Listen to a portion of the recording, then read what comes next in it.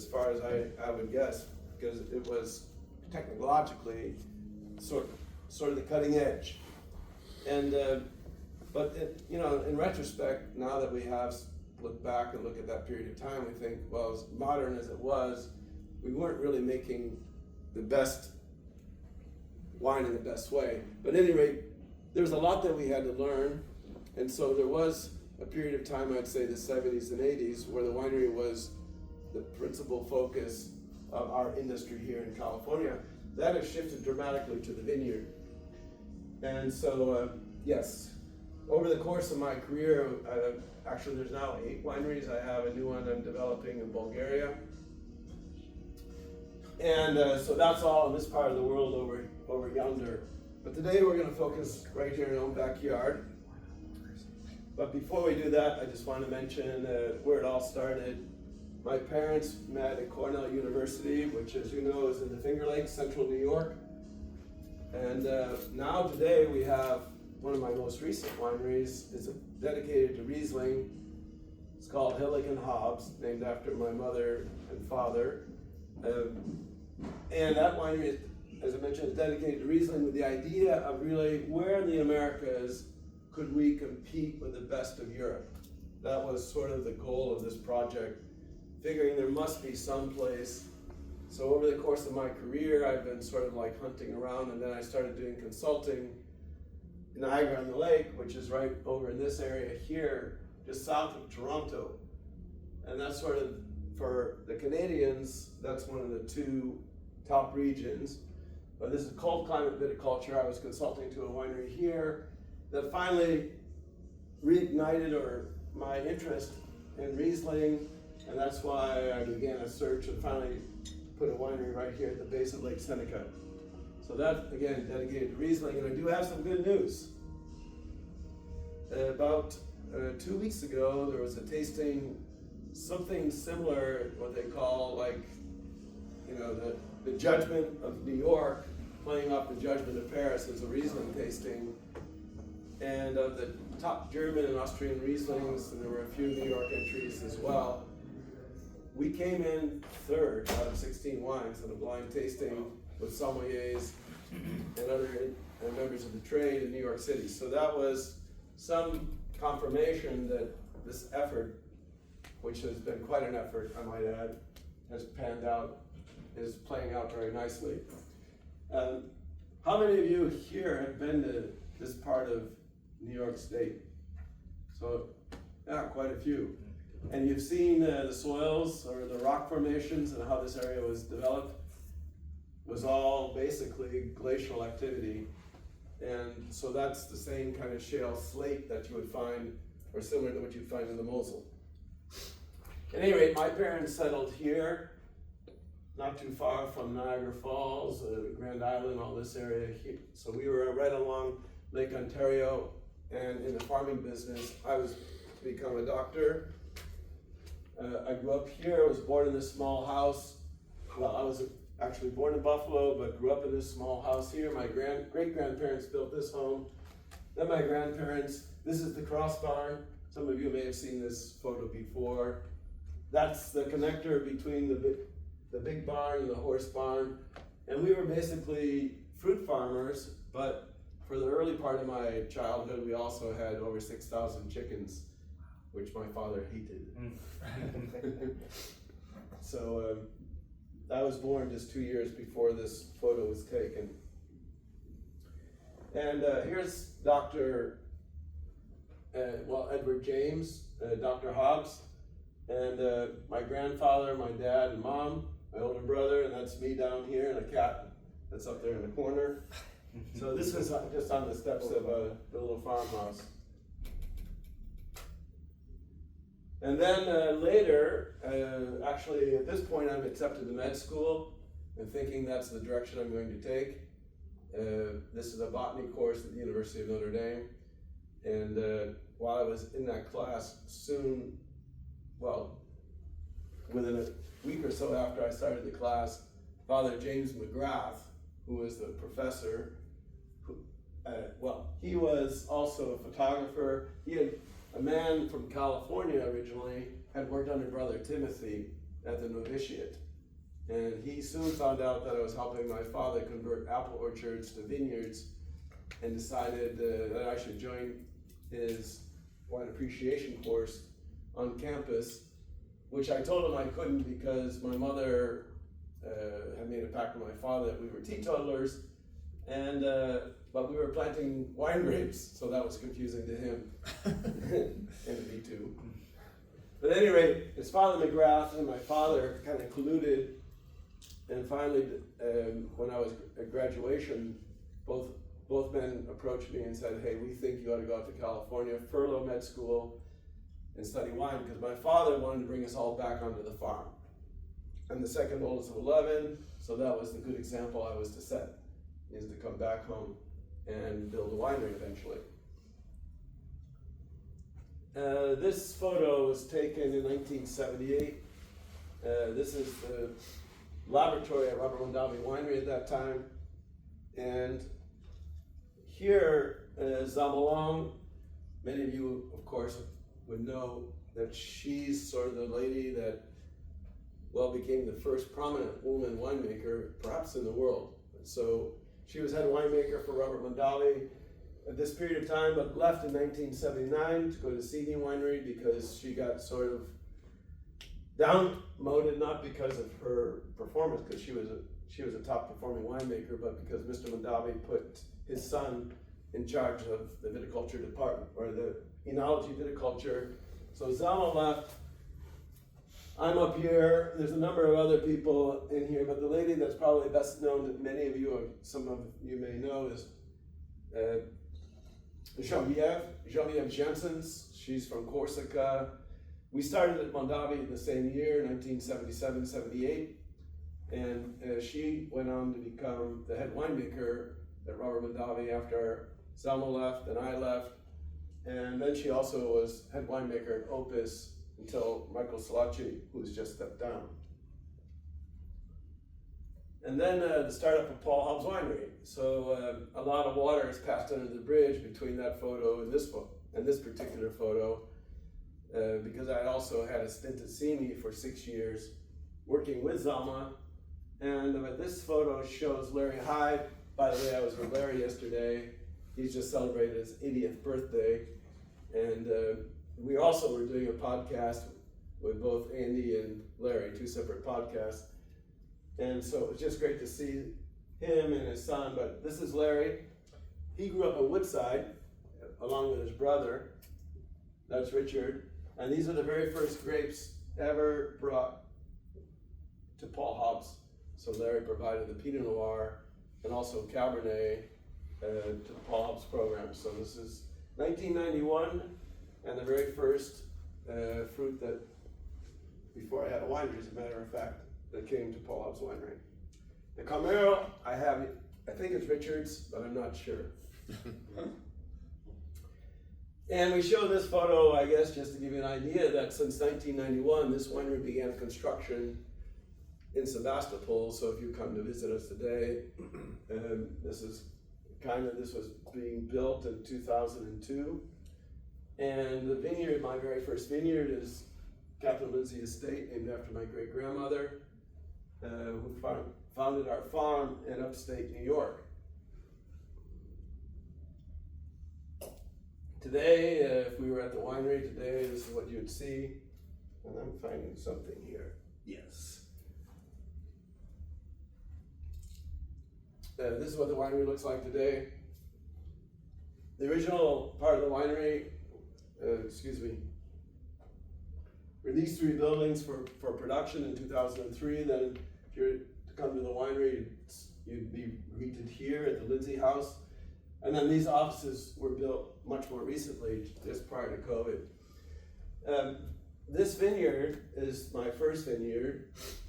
And as you can see, and again, I give this presentation here in Northern California, you all know pretty much how things work out here, what the climate is like, and what's the coastal vegetation and so on. So clearly we're in an area that's coastal with the redwood trees and the firs. This area is not far from Bodega Bay, and so we get it's actually a marvelous thing to see. Like this whole July, every day we see it around 4 o'clock in the afternoon, a big wall of fog move in from the coast, and it goes right up to Sebastopol, and then finally we get covered with it by, let's say, 9 o'clock at night. But this is the kind of climate that works very well for thin-skinned varieties such as Pinot Noir and Chardonnay, as you well know. The winery was designed, by the way, with the idea of being able to ferment both Cabernet and Pinot Noir, and it was a bit of a risk that I took because not many wineries had ever been set up that way. Normally you dedicate it to one or the other. And so we had to kind of organize. You see these open top tanks here, that's for Pinot Noir. And actually, those are the largest tanks we have. They're not very big, they're about 4 tons of fermentation. But most of our fermenters for Pinot Noir run about 2, maybe 3 tons at the maximum, so we can hand punch them and just walk around them.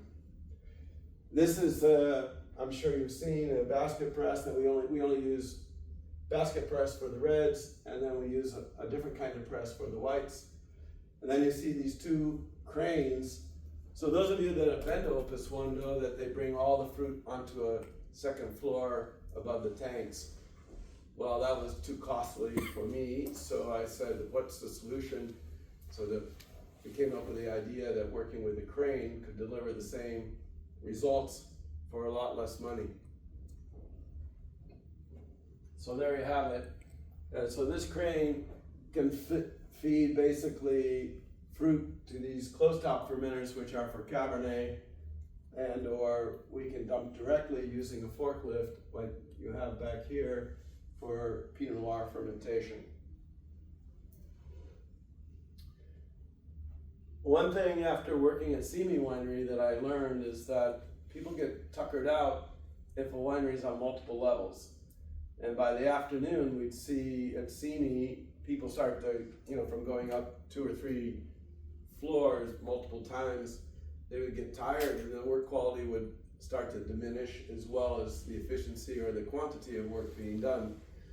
So one of the things, if we go back for a moment, that was very important to me was how could we build both the barrel room, which is here, and the tank room in such a way that minimized the amount of effort that the worker had to employ to do their job. So putting everything on one level was really crucial. So we built this. It's a little hard to see in the photo, but this is actually built into the side of the wall here that's 19 feet down into the earthen wall facing the western sun. So the warm western sun, the wineries are protected. The winery, both buildings that are tanks and barrels are protected from the heat of the western sun. So this kind of efficiency really allows the worker to be well rested and feel fresh even in the afternoon as they complete their day.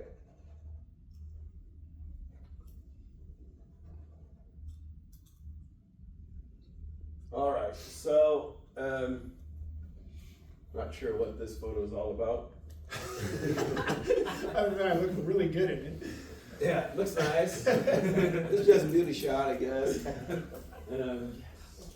Yeah, so I don't know why we're inspecting Pinot Noir, we're gonna start with Chardonnay, but that, this is a marketing dilemma. We might come back to that. But seriously, we do put a lot of emphasis, as I mentioned, nowadays, almost the entire focus of our work, of course I'm exaggerating to some degree, is how do we improve the farming? So of course, once you've selected what you consider to be a good site, and we talk about the idea of terroir, where is a good site for Chardonnay or for Pinot Noir, let's say, once you feel you've got the site, and if you have the ability to plant it from scratch, let's say it's a virgin site that's never been planted, how do you do that? What rootstocks, what clones, what row orientation, what exposure, how do you break up the blocks? Does one rootstock work for the entire site, or are there changes in soils that might warrant a change in rootstock? always we're looking for the way that's, you know, where we have to do the least amount of input. Not because we're lazy, but we just feel that if nature can get it done for us, and it's a natural connection, that's gonna be the best for quality, and it's gonna be, well, and quality is directly related to basically the health of the vine. So here we're looking at a particular kind of soil that's called Sebastopol series soil, which is a sub-series of Gold Ridge. Talk about that in a moment, but this is the Catherine Lindsay estate, and you can see in this photo of Bryson how much redder this is. This is like the red clays that you would see in the Burgundy region, which were formed during the Jurassic period. So we'll dig a soil pit. In Argentina, they call this a calicata, and we dig a soil pit to understand the root. It's always, most of us look what's, you know, easy to see. So the canopy does give us a lot of information about the vine. So what's the leaf color, leaf size, how, basically what's the caliper of the shoots or the canes. We're looking for about 1 meter of growth. Will it stop basically at time of veraison when the color shifts? That's when we want to see growth stop. Will that happen automatically, or do we have to induce it in some way?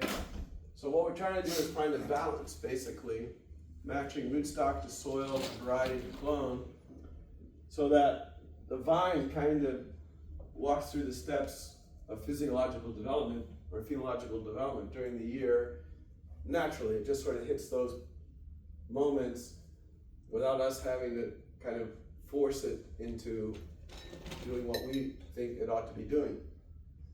So here you have Bryson, who's a young fellow. I think he might be 32 years old now. He's been with us for about 7, maybe 8 years. He's been the head of our vineyards almost since he joined the company. So even at the age of 26, this fellow is very sharp, and he understands pests, he understands soils, all the kinds of things that can challenge a vine, nutrition, nutritional needs, micronutrients, all that kind of thing. And he leads a team of 40. We have 40 people working, and we have about 300 acres or 330 acres of vineyard throughout mostly Sonoma, or western Sonoma, and southern Napa valleys. So some of the things that you may be well familiar, and one of the things that, you know, viticulture in every location can be quite different. So if we're farming, for example, in Mendoza, Argentina, we wouldn't apply the same methodology or the same approach, which is logical, right? Not one size fits all. And one of the things that I learned is that to be successful in viticulture and making good wine, is that you have to be humble toward the vine.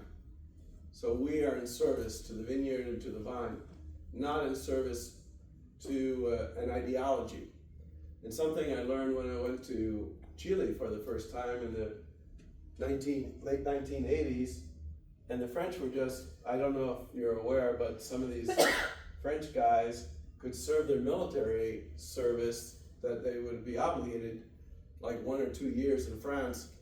They could go and do an internship and spend that time working in vineyards. So Paul Pontilli at Chateau Margaux and Bruno Prats went there, but instead of, and I was friends with Paul, so this is not to diss him in any way, but they kind of came in and imposed a French ideology. And I saw that, by the way, with Opus One. When we started, the French came in and imposed their approach, to which we basically succumbed to that or relented. And but in the end, that wasn't appropriate for our particular situation. And they were pretty inflexible. So in all the work that I've done around the world in consulting, one thing I learned from the French was don't do that. You really do have to listen to the local people. They know best. Even working in Armenia, which has one of the world's oldest wine histories, as I'm sure many of you know, the ancient world, our ancestors were very sharp. They knew a lot of things. So sometimes you just have to sniff out, well, where were they? Where did they go? What did they do? Why did they do that? So in my work in Spain, the Romans came in and they developed a lot of this. So why reinvent the wheel? Of course, I would want to test it and make sure that they didn't miss something, or that I'm not going to miss something. So it's not like walking, well, where did the Romans go? Are you looking for it? Yeah, I was just hoping you could give some examples, like what types of things you saw as being imposed, like are these choices in the vineyards, choices in the cellars, like if you just have some examples so we can understand. Yeah, well, let's say in the winery, basically they had a methodology, almost like a recipe. And let me use Opus as an example. So Lucia Encino, when I was there in '79 on the first inaugural vintage, came to me in July of 1980 and said, Paul, I want you to add egg white to all of the barrels. I said, well, would you like to taste a trial to see if that's a good thing to do versus, and what level would you like? And he said, no, just froth up 2 eggs per barrel and add them. Because that's what we do in Bordeaux. I mean, he didn't say that, but that was the implication, right? But that wasn't the way we did things. We normally wanted to, well, at least do a trial and see if that made the wine better or if it made it worse. But there was none of that kind of questioning. It was more, here's how we do it. And when Bruno Prats and Paul Pontillier came into to Chile, they also imposed the way they worked at Margaux, for example, and the way barrels were racked, or how the vineyard was set up, or tight density spacing, and so on and so forth. And one of the frustrations, I might add, since I'm among friends here, I hope, is that some like Tim Mondavi, he would get sucked into this. So Tim wants to plant meter by meter in front of Robert Mondavi Winery at Opus 1, but that's just for show. It doesn't make better wine, but it looks like Bordeaux, hence it must be better. But it was actually worse because the vines weren't in balance with the kind of climatic conditions and soil conditions that we were here.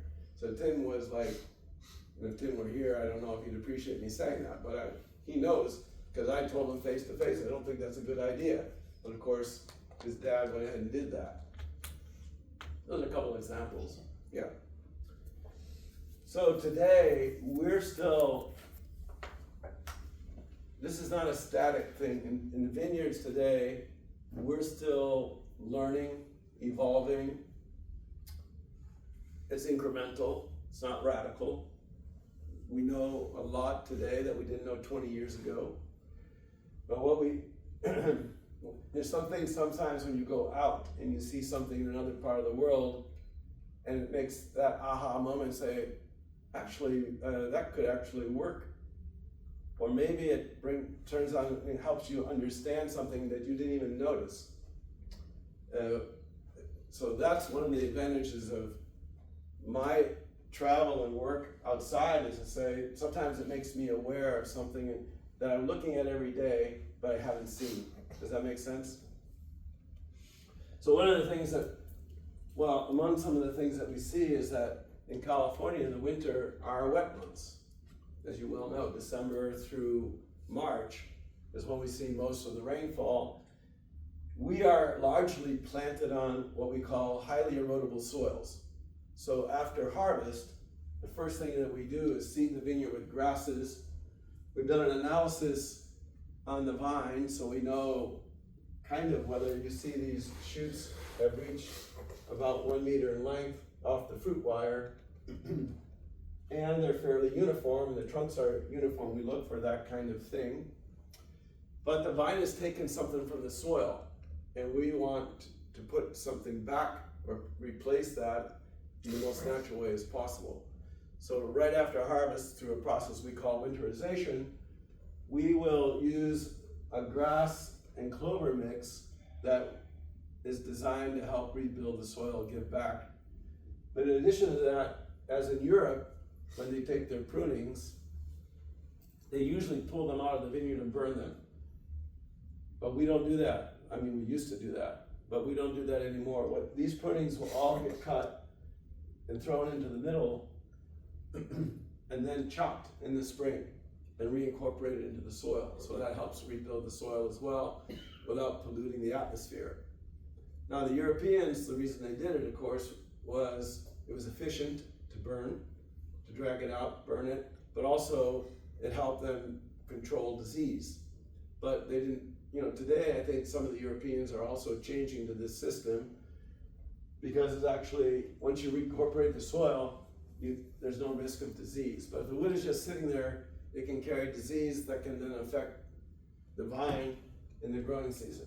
So by reincorporating, that's actually the best thing that we can possibly do to rebuild the soil. The biggest challenge today is how do we farm without herbicide? And we will be, in 2026, next year, 100% non-herbicide in all vineyards, which is quite an accomplishment, I think, considering that we're farming over 300 acres of vineyard of our own estates. That's not easy, and not many wineries that are our size, I think, can lay claim to that approach. What's the problem with herbicide? Well, there's a lot of myths out there, but basically, if I just look at it from a qualitative point of view, normally what happens is during this winter months where you see Manuel here doing the pruning, basically a machine, an ATV, pulling a sprayer, will spray the ground, and that will kill all the vegetative growth. All this green material will be killed, and then it's raining, and you see a rain will compact the soil. If you do that repeatedly, the soil becomes as hard as concrete. So you've seen how rain hitting concrete can actually damage concrete and take off the cream. So we want the soil, actually the vegetation helps buffer that. And so it hits the grasses first and then trickles down and goes and feeds the roots. And the roots also help keep the soil open and the biome healthy. So that's why we're adopting this approach. We're not alone. Many wineries, many vineyards are doing this now. It's been a fight, actually, but now there's pretty wide acceptance of this.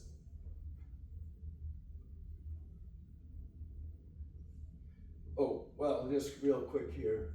This is a spader. For those of you who like gardening, it's the same. It works exactly the same as your little spader that you manually operate, a little shovel. So also, again, getting oxygen, keeping the soil loose without compacting it.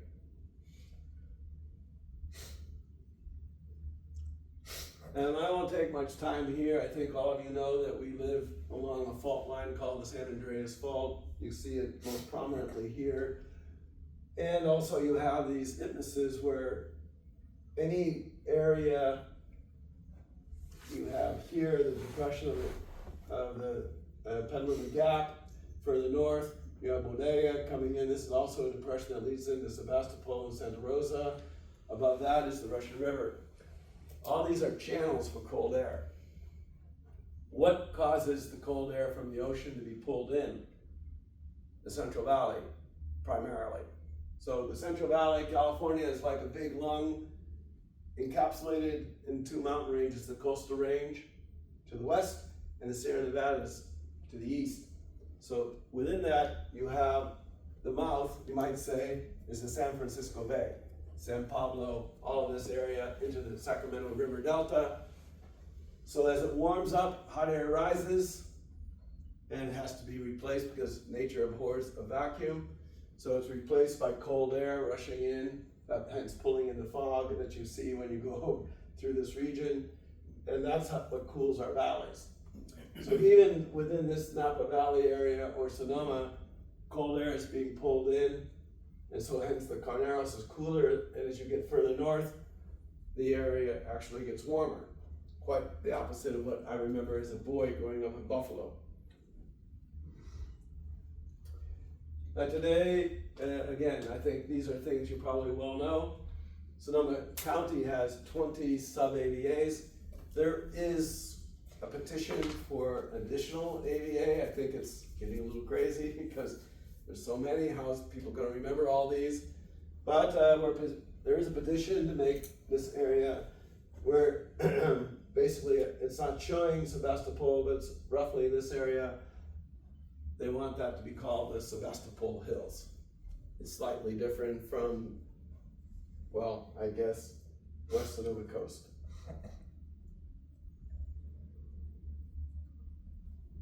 We're operating mostly just near Highway 116. So most of our vineyards, this is basically the footprint of the Russian River. I break the Russian River into 3 zones. It doesn't show Highway 1 very well here, but basically Highway 1 is running like so. And so everything to the east of that is essentially Chalk Hill, which sits inside the Russian River. So that's the eastern zone. The central zone, which is basically the Santa Rosa Plains, that's for high volume viticulture. So there along the Russian River, you have a lot of very rich soils, but if you get into the hills, here you have some very good sites as well, as you know, like Rocchioli, for example, or William Sullivan would pull fruit from that region because now you're in the coastal hills. But if you're on the plains, then you're growing high production for lower priced wines. So essentially we're operating in these Sebastopol hills up and down through the Green Valley when we're in the Russian River. Here's another look at it. This is a little thing we show how we help quantify soils. And our soils are Gold Ridge. They're formed by the collision of the 2 tectonic plates, the North American Pacific Plate. And basically, if you've been along the ocean north of San Francisco and you frequent any of the parks up there, you'll notice that there's a lot of sandstone. Like you go to Salt Point, for example. A good place to understand how our soils are, why they're called Gold Ridge. You see, there's really no rock in the soil. This is all decomposed sandstone from the collision of the plates that was spewed up and came down. So it's quantified on this, geological, I guess that's the USGS way of quantifying soils with sands and clays. These soils are highly erodible, as I mentioned, but they're also, once a vineyard is established, with the right rootstocks, dry farmable. In other words, no need for irrigation. And I guess that we're looking here at a cluster of Chardonnay, recognizable to all, I would imagine. One thing I'd like to point out in this photo is we're approaching harvest, but the most important aspect here is this thing, you've heard this, hens and chicks, or peas and pumpkins, or as the French would give it a more fancy term, millerandage. The millerandage is essentially, you see these fertile berries, the larger berries, along with the small chicks, which may not have any seeds at all. What we like about this, it keeps the cluster a little bit smaller, less compaction, and a higher degree of skin to juice, so more flavor. So this is the benefit. What you're looking at here is the Hyde Wente selection, old Wente, that was suitcased from some moonless night in France. They harvested the wood and brought it back from Burgundy. While we're going into the Chardonnay, just a quick mention is that all Paul Hobbs wines today, it's not the way we started, but today with the technology that we have, we only harvest at night. And the benefits are obvious. It's cold. The workers prefer it for that reason as well. They're not working under the heat of the hot sun during September. So they can work and be more fresh. We only use shears, and we harvest in the way that you would harvest if you were picking for table grapes. No bruising is allowed, no juicing. So with cold grapes, the enzymatic activity, of course, at cold temperature is also decreased. So there's many benefits to the night harvesting. It's not only for Chardonnay, we do it for Pinot Noir, Cabernet, and we do it even if we're well in October and the nights are cold and the days are cold. We still night harvest because once they get into this cycle, it works more efficiently. As we go to the wine that's in your glasses, by the way, feel free to taste it. And today, of course, I think all fine wine producers that are making Chardonnay make it in this way. And what's remarkable, what I've found, is that even the Europeans in Austria and Germany making Riesling use pretty much the same technique, which was a chardonnay, as we do to make Chardonnay. They don't necessarily knife pick, but after that, they use what's a pneumatic press, which has an air glider in it. They whole cluster. They may leave, once the fruit gets in there, they may gently press it and then leave it for some skin contact. We don't do that, but I know a number of producers in Europe that do. Find that to be a good approach. But this is the first time you see there's no juice coming out of this bin. That's what we want to see. No leaves, no juice, just pure grapes. With the stems, we have much better juice extraction. So you see the clarity of the juice. It's crystal clear coming out. For many of the years, in fact all the years that I worked at Robert Mondavi and Simi, which totals 13 years, we never had juice like this because we always destemmed first. And then we had to add rice hulls to give something to press against, because if you're just putting in berries are gelatinous. And so it's like pressing jello against jello. So the stems act as a matrix to give it some kind of a structure against which to press. So this is a much more efficient way. And then to clarify the juice, we added a compound called bentonites, the clay. So we had, because of our techniques were not very good, then we had to start being invasive in how to fix the problem that we created.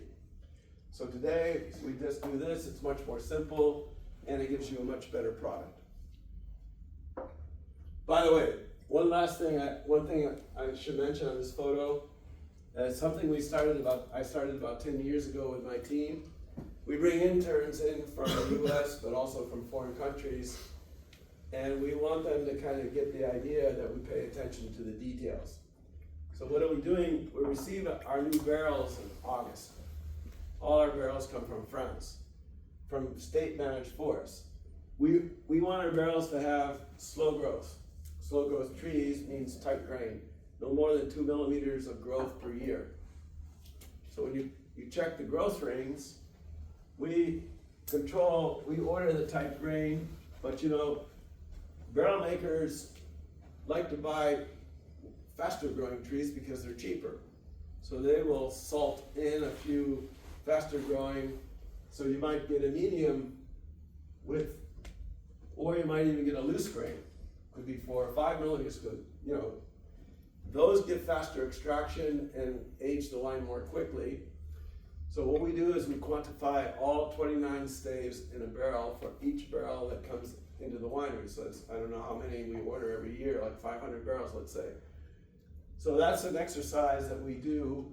If they don't meet our criteria, of course, we share the criteria with our coopers, so they know in advance that if you don't meet the criteria, we're going to send you the barrel back. This kind of quality control has really changed the quality of the barrels that we get. And the coopers that do a good job with that are kind of proud and now announce to other wineries, well, at Hobbs we do this, and we always 100% of our barrels, so you can have confidence that we are giving you a high quality barrel. All right, so the first wine in your glass, by the way, you'll notice that the wine, first of all, in appearance, and we talk about appearance, we're talking about not only the color, but the clarity. In the appearance, you'll notice it's not clear. That's because we don't filter it. So at Paul Hobbs, we practice no filtration. If you come to the winery, you won't find a filter, you won't find a centrifuge. Very simple. Again, back to the most natural approach. There's no fining agents that are added either. So this is pure juice made in the simplest way. When the grapes come in, as you saw in the photo, they're put into the press that morning. Normally about 10 or 11 o'clock, we're finished pressing. The juice that same day is then put into barrels. And we fill the barrel about 90% full to leave room for fermentation. And we don't add yeast, and we don't add sulfur dioxide, and we don't add acid, we don't add yeast nutrients, we add nothing at all to the juice. It's natural. So we put all our effort in growing a balanced grape, so by the time it arrives in the winery, we don't have to make augmentations. So that is the goal. That's why it's just a little bit hazy. Those are, by the way, most of that haze is from yeast that have sacrificed their life to convert sugar to alcohol. And that also adds what we call a large molecule polysaccharide that gives this more creamy sensation on the palate.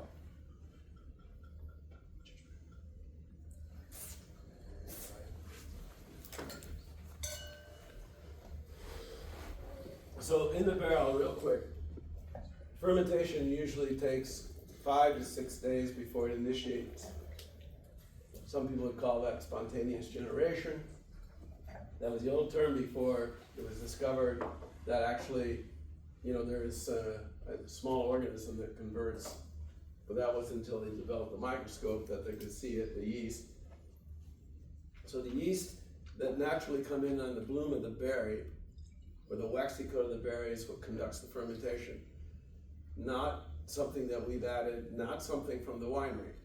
So the winery is kept very clean so that contamination, we look at the winery a lot like a hospital looks at, trying to avoid contamination, or even like cruise lines.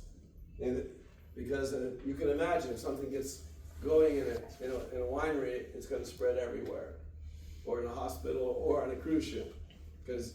So we look at it like that. So the fermentation starts about the 5th or 6th day spontaneously. A month after that, the secondary fermentation begins. That's the malolactic fermentation. That's bacterial converting malic acid, which is apple acid, to milk acid, lactic acid, giving a little creamy note. Here, we allow the fermentation to go to completion for Paul Hobbs. For Crossbarn, we arrest the fermentation partway through. For that reason, we have to filter Crossbarn, because otherwise it would finish the fermentation in the bottle, which we don't want.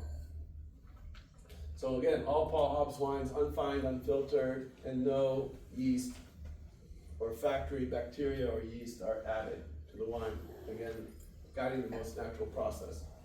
Here is the George Menini. This used to be all apples. In the distance, you see the Mayacamas range. Some of you will recognize Mount St. Helena. Here, Calistoga would be just at the foot of that. St. Helena right over here. So, not far away as a crow flies. The vineyard itself, again, is on gold-rich soils. So this vineyard was planted in 2015. Today, we don't irrigate this vineyard any longer. There's no need for adding water, even though we're not seeing rain for 6 or 7 months during the growing season. This is a block map, and we are surrounded by apple trees and a school and the Martinelli vineyard here. And you see most of it's planted to Pinot Noir, but there is a small amount that's planted to Chardonnay. So this is George Menini, by the way. His family brought him from Iowa when he was about 13 years old. And not far from here was a school he attended, but he didn't like it.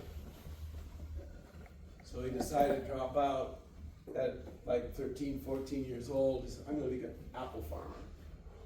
So he became the king of apple farming in what is still today Sebastopol, California. Is the central considered the apple central of, what am I trying to say? Apple capital of California, Sebastopol. That's what I'm trying to say. Well, that doesn't say much because California doesn't really grow that many apples, but you have the Gravesend apple. So you see all these apple orchards here. And I bought this piece of property because the lady that owned it was the daughter of George Menini, But she didn't have any children that wanted to continue farming, so she had read that I grew up on an apple farm and came to me and said, hey, would you be interested in taking over my dad's farm? So, well, that could be a little awkward considering that I know he loves apples and we're gonna have to convert it to vineyards. She said, that's okay. So, okay, that's how we got this beautiful piece of property. So here we're just working with two selections, with Larry Hobbs, Wendy's selection, and also a Intab selection called 548. And again, all these things that we talked about here, harvesting at night, and again, you see this particular 23 was a very late vintage. Very fresh, good crisp acidity, vibrant fruit profile, good tension for minerality. So it's really, though it's extremely late, it's somewhat similar to this year, running, but it was even later than this year, as cool as this one has been. By the way, some have told me, maybe you know this, that San Francisco just experienced one of its coolest summers, or Julys. One of my friends living in San Francisco said actually he only had 2 hours of sun the whole month of July. So the coolest month they've had since 1982.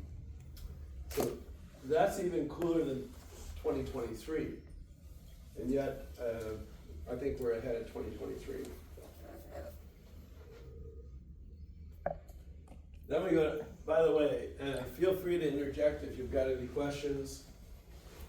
They give me such a big slide set and so many wines, I just kind of keep motoring along, so I apologize for this intense monologue that you're having to hear this morning. Okay, then of course you've already seen the George Menini Vineyard. So you saw the block map there.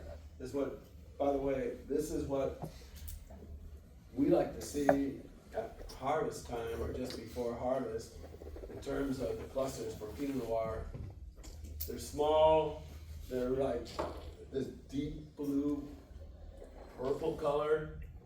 They're about the size of a fist, and that's what we want. We want good distribution, we want these smaller leaves, but these leaves just before harvest will begin the process of senescence, or turning yellow. We're looking for the canes. We're going to see this in other photos. These now are these shoots. When they become woody, they're now called canes. And that's important because if those canes are nicely woody, then also the seeds inside the berry have ripe and sweet tannin. But if you still have green tissue, most likely the seeds are not yet fully formed, and so they could be bitter.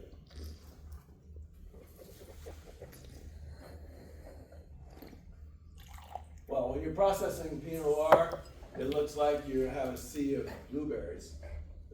They look very much the same.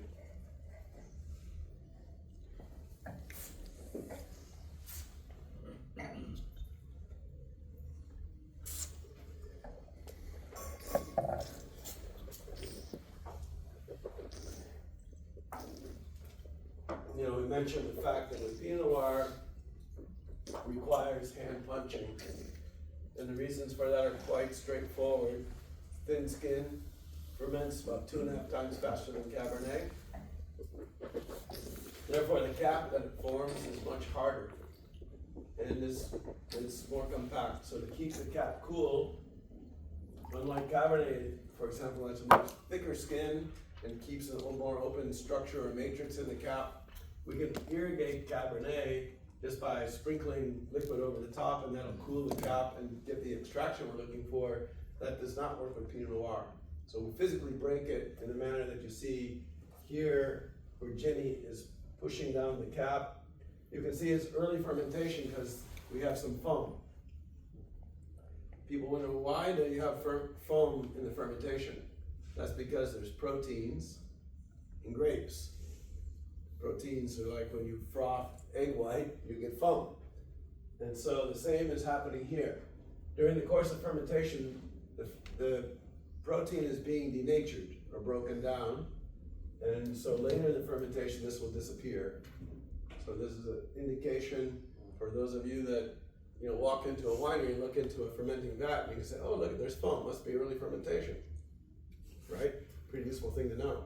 So I was told that in the early stages of fermentation, like specifically the first couple of days, that the punch downs and stuff like that can be, you want to be very vigorous to get color extraction at that point. Is that? Actually, and you can see the amount of color we're getting. What I didn't mention is that we're doing a cold soak, and almost all the color comes out without doing anything. So there's no need to be vigorous, because during the cold soak, before fermentation initiates, the color is a small molecule. It's like a monomer. So it comes out without even heat or alcohol. More color will come out, but what we're really looking for during fermentation is to bind the color. And because otherwise, because it's a small molecule, the color will fall out quite a lot. But now we're extracting tannins from the seeds and the skins, and those tannins are larger molecules that bind up with the color and therefore stabilize it. So a little different from what I guess you were told. But everybody has their own opinion on this thing. How often are you punching? How often are you punching down in the early stage of fermentation? And here, normally we will do, and we want to be very gentle with the punch down. So this is typically twice a day. Once in the morning, when the crew starts, the first thing they'll do at 7 a.m. is they'll do a series of punch downs, and then at 6 or 7 in the evening, they'll repeat that process. But again, it's a very gentle process. The cap is hardest when it's young.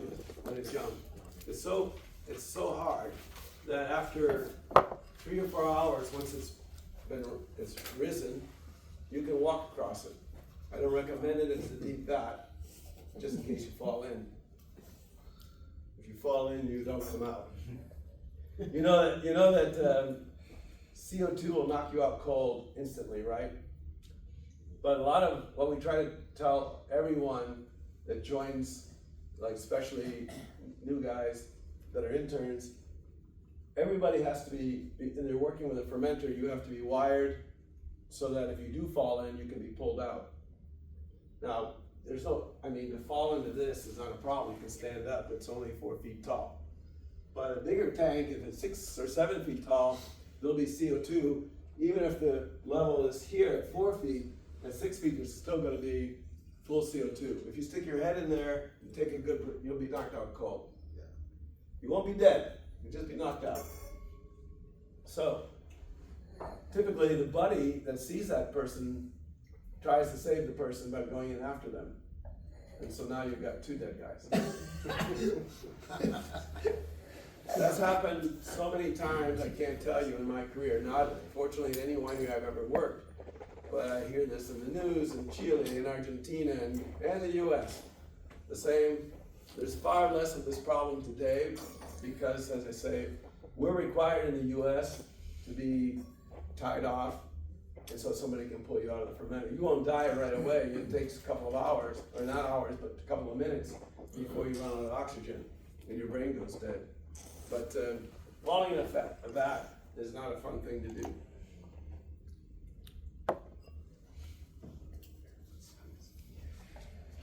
I don't know how we get off on these morbid topics. It's the life in the winery. So, any other questions on the Gold Rock Estate? You'll notice there's some difference in color. When you're comparing Gold Rock to George Menini, Gold Rock tends to be a little darker. Gold Rock is further north. So George Menini is here in the Sebastopol Hills. And the Gold Rock Estate is here about 4.5 miles from the coast. We're on the second coastal range, so we're protected by the first range blunts, let's put it this way, the first range blunts the storms that come out of the Gulf of Alaska. So most of our weather moves in from the northwest, moving southeast like so. And so this is what the estate looks like from the long view. Let's take a closer look at it. And then this is what it would be like if you were there today, looking at the vineyard. You can see that it was carved out of the forest.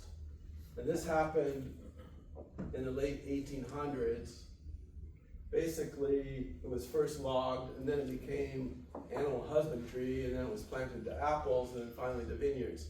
So over the course of that period of time, almost 150 years, initially, the government, the U.S. government, wanted people to move out west, so they gave land grants to people. You could get a nice piece of property for free if you were willing to come out and build a home and work the land.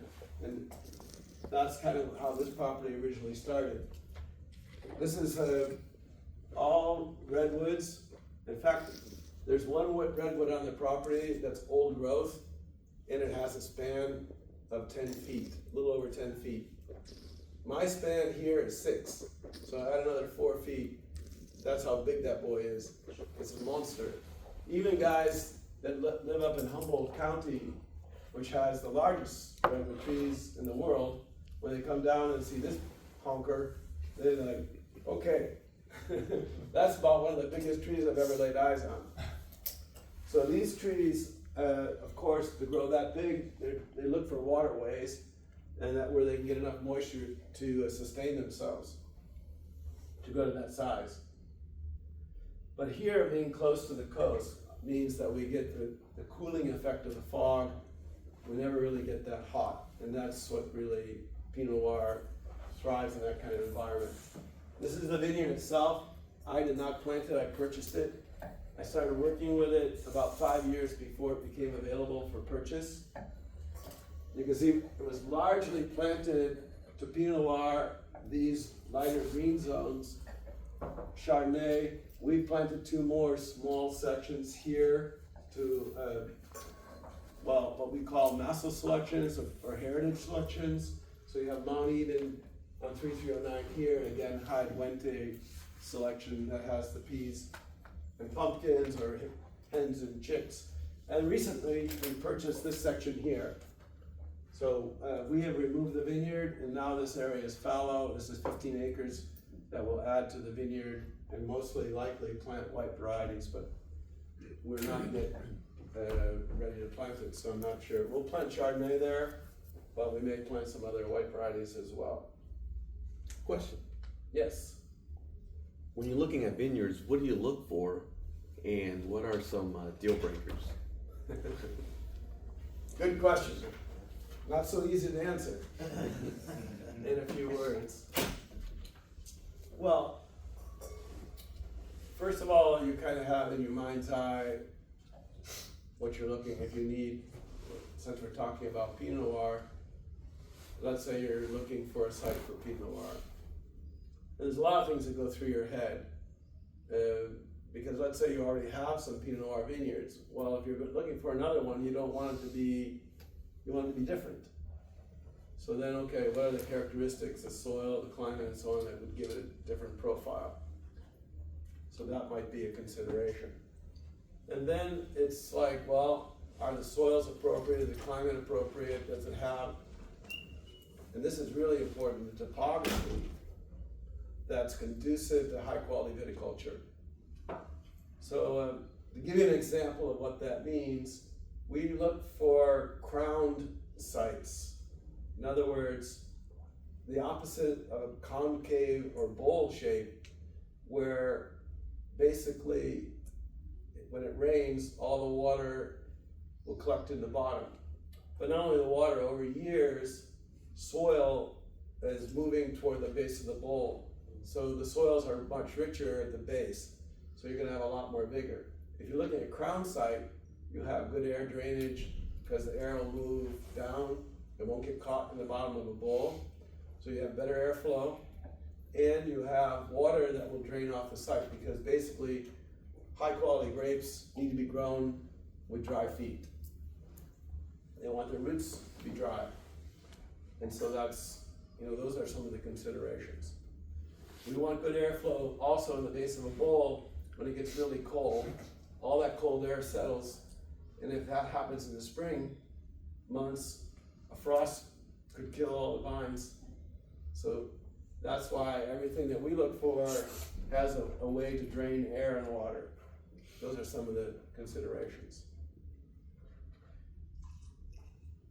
Well, here, by the way, Gold Rock is planted to 2 Dijon selections. We have introduced, now that we have the vineyard, some heritage selections as well. But this bottling, they're not in production yet, so they haven't been added to the blend, but they will become part of the blend. But these are Dijon 777 and 115. This is one of our coldest sites. You can see that's a function of the color. When we get cooler climate, darker color. Apples, for example, being an apple farmer, we know that apples grown in colder climates have deeper color than warmer climates. So where we are in western New York, which is much colder in the final phase of ripening because we're picking apples in October, already they're harvesting apples in Sebastopol, and they look kind of green to me. But in New York, they would be red, or a deeper color red. And the interesting thing about that is it's nature's play to make the fruit more attractive to vectors that will spread the seeds. So birds are attracted, for just using an example, birds are attracted to brighter color. And birds actually are pretty good winemakers in the sense that they know kind of when to pick. So you just want to get there before they get there. But in areas where birds find it convenient, they will choose, even if the 2 varieties are the same ripeness, they will choose one over the other. In other words, you have Chardonnay growing next to Pinot Noir, they're going to go for Pinot Noir. And they might choose one clone over another. And you might go, well, why? Well, the skin might be a little less thick, for example, and easier for them to juice it. Or I don't know all the mentality of a bird, but they figure it out. Let's put it that way. Yeah, let's not carry that to where it could go. Question. Yeah. The whole cluster, does it change every year? And what are kind of the things that you considered for Yeah. the percentages? Excellent question. Whole cluster. In 1984, I made my first visit to the Burgundy region, and I went to some of the names we all are familiar with, and I was shocked at how there was such a huge disagreement on the use or implementation of whole cluster. And Henri Jaillet, who's one of the great producers of his time, was no whole cluster. And on the opposite side was Domaine de la Romanée-Conti, almost doing 100%. And then my most recent trip was 2019. And so all these years have passed, and I'm standing in Burgundy talking to the various producers, and they're still debating over the same thing. So it's like watching the O.J. Simpson trial. This thing never ends, just like you can go, you can 2 months later come back and they're still talking the same line. It's like crazy. So whole cluster, how do we think about it? Essentially, with the whole cluster, I find in California, there were a lot of myths. First of all, the rachis or the stem had to be brown. Well, if it's brown, you have raisins, because the rachis is dead, so there's no liquid getting to the berries. But for many years, we said, oh, it has to be brown. No, it's green. It still has to have, the vascular tissue still has to be working. I like whole cluster. And the thing is that convincing winemakers to use it, even in my own company, is like, they get nervous. So no, don't be nervous, it's gonna be okay. So like, you can use 50% whole cluster and have a very interesting impact. Does it take out some color? Not always, but sometimes the stem does absorb some color. Does it leave kind of a taste in the wine? No, not too much, but that does give you a textural change that I kind of find interesting. So it adds some level of complexity mostly to the mouthfeel. Some more tension and a bit of a finer grain tannin that causes a nice soft pull in the cheek. So you'll see that when we talk the whole cluster, and I think it mentions it here, 16%. Well, that's an accomplishment because I said I want 25%. And I come back and they said you only put in 10%. So you can't leave these guys up to their own devices. You know how it is.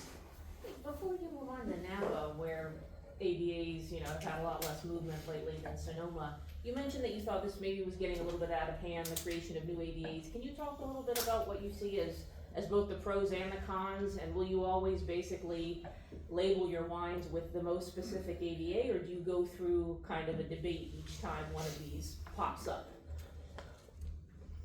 Yes. Let me start by saying that when I started my label in 1991, I chose a Burgundian model of how designating vineyard on the label. And that was antithetical to what the Mondavis were doing. For example, they were all about reserve. And I talked to Mr. Mondavi about using the name Tokalon, and he kind of like, no, I'm not interested in Mondavi Reserve. So it was kind of interesting, but I love this name Tokalon. I love the idea of naming the label. And when I made my first trip to Burgundy, I could really see that they were celebrating the vineyard. And again, that resonated with me personally, rather than celebrating the chateau. The sense of place and okay, here's how we planned it out. So even we've changed the hierarchy of the Paul Hobbs label, not to digress, but just if you look at the new Paul Hobbs labels, they're different than they were a few years ago, because when I started, it was Paul Hobbs, and then of course the variety, and then the vineyard. Now we've flipped and put vineyard ahead of variety, which would be again a movement in the direction. I think that's just speaking to the evolution of our industry here in the US, that people now are tying more to place. So your question, yes, can there be an oversaturation? I suppose. And but we're trying to follow a little bit of the French model, and I think because I think it has value. So when you think, for example, of these different AVAs, Yountville, Oakville, Rutherford, St. Helena, Calistoga are all AVAs or towns as well. But how well do they reflect a particular kind of terroir? And I might pause that and we'll come to that conversation in just a few minutes. But I think it's a balance, how far can you go with these things before you start confusing everybody? So, it's complicated. Andy Beckstoffer at some point asked me to take the AVA off the label because he felt that Las Piedras, for example, or Dr. Crane were more powerful and more important than the AVA than calling it St. Helena.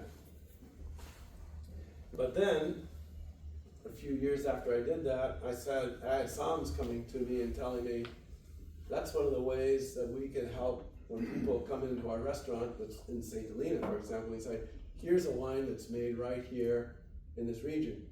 So could you put the St. Helena back on? So I went to Andy and said, I'm getting this request, and I think we should do it. So I'm a fan of AVAs, and actually I'm in favor of the Sebastopol Hills because I think it's a really delimited region that's unique in soil and climate. And I don't know if that answers your question, but that's kind of the way I think about the whole process. 1 second. What do we have there? Fix it. Your computer went down. Does that kind of get to your question? Yeah, no, I mean, while they're fixing this, just to kind of further it, interesting that that was Beckstopper's position, because you do see that in a lot of the high-end Napa wines, you know, the Harlans, the Dominus, the Islay. None of them are using their AVA because they want, presumably, they want the focus to be on them. Right.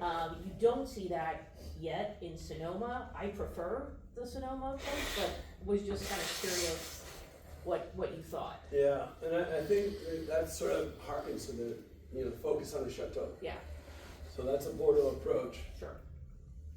Is it interesting that Andy says, well, I follow the Burgundian model, because he's, you know, he says, well, you know, we put my name in the name of the vineyard. But you also But by the said same token, he's- wine is made in the there's a- winery, so there's a little- he's all confused. There's a little contradiction rolling there. Yeah, But it sits well with him anyway, so it's all good. You've got it back up. Yeah, I'm gonna. Yeah.